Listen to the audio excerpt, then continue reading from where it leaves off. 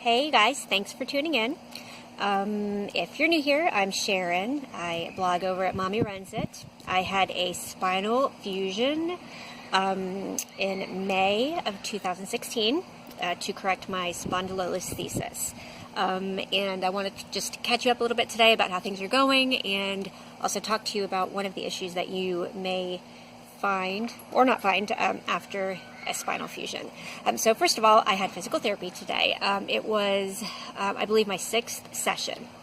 My PT and I have decided that I'm going to continue my sessions for now. There was some discussion about discontinuing it and me going back to see the doctor to discuss other options, but physical therapy does seem to be helping a little bit. My pain is reduced. I'm feeling better this week than I did last week, so there is some improvement, although I do still have pain. Today I worked with a different physical therapist than normal, and he was a little tougher on me than the one that I usually work with.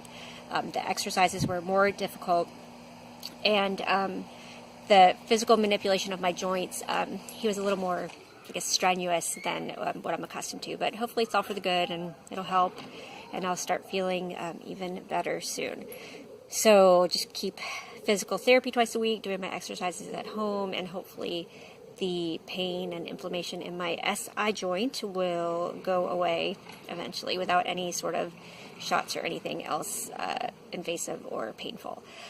So after physical therapy today, I was completely and profoundly exhausted.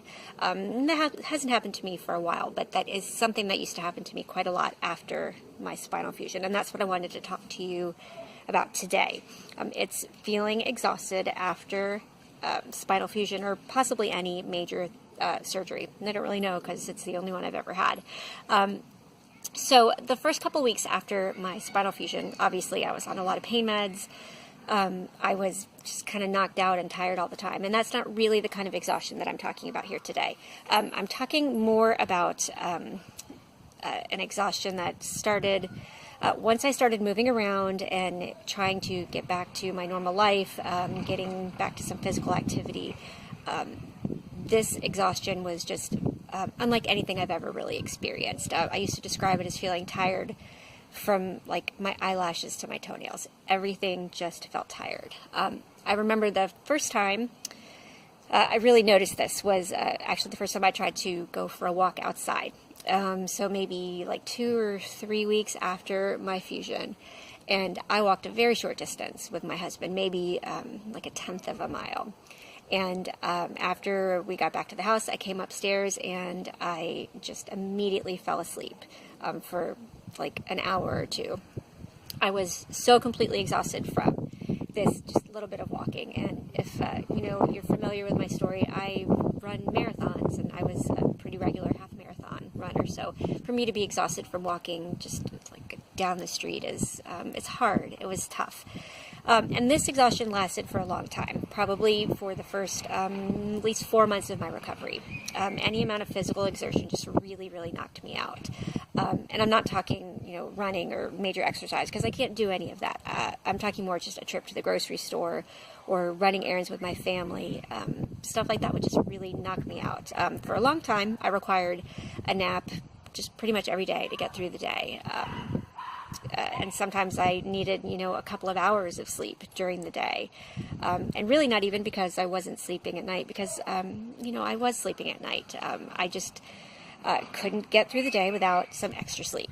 So what was really happening as my body was healing, my bones were fusing, my nerves were healing, my surgical site was healing.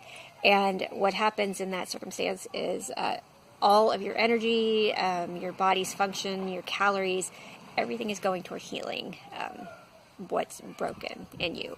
And it leaves very little energy left for the rest of life. So I was all used up already just from healing. I didn't have anything left for going to the grocery store. So this was the way I lived for several months, probably, like I said, 4, maybe going on 5 months post-op. I would take the kids to school in the morning. I would come home and I would sleep, and then I'd go pick them up. And, it was really difficult getting anything done, spending time with the kids, being at the school, writing. I didn't blog for months, partly because I didn't have the energy to write.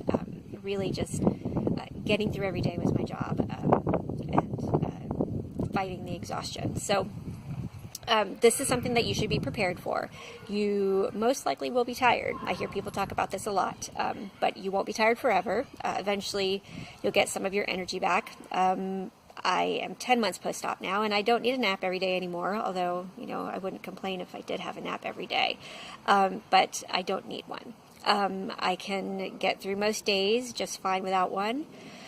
Sometimes, on days like today, when I do physically exert myself more than usual, I do need a little extra sleep. But I don't sleep for hours. I set an alarm. I'm able to kind of take a little power nap and get up and move on with my day. So it's just something that I was not prepared for. If you've read my latest blog post, then you know that I expected my recovery to take like 6 weeks.